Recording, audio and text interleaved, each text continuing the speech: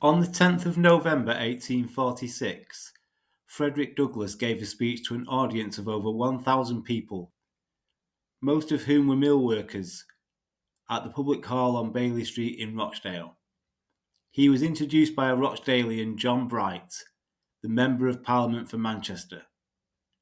Douglass was 28 years old and had recently published his first book, Narrative of the Life of Frederick Douglass, an American Slave. He spoke at the public hall in Rochdale 5 times in 1846, including twice on the 11th of November. A month before his speeches in Rochdale, Douglass had spoken to 4,000 people on the 12th of October at the Free Trade Hall in Manchester. John Bright, who hosted Douglass at his home, was a leader of the Anti-Corn League and a prominent social reformer. It is likely the audience included some of the League's members, as well as those of the first modern co-op, the Rochdale Pioneers. Bright's brother, Jacob Bright, a strong supporter of these cooperatives, was the first elected mayor of Rochdale in 1856. As a result of Douglass's stay with John Bright in Rochdale, Bright immediately contributed 1/3 of the money needed to purchase Douglass's freedom from his American slaver.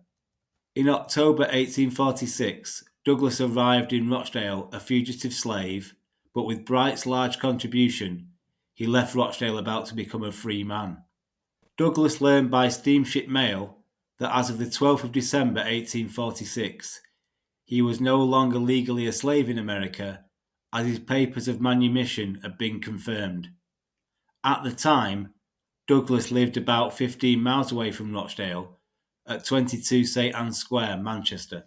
For context, Douglass spoke to over 1,000 people in 1846, before people had access to cars or even public transport.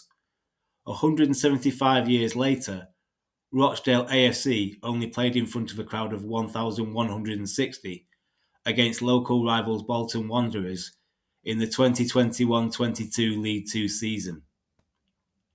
Douglass was just one of several American abolitionists who gave speeches in Greater Manchester from the 1840s onwards.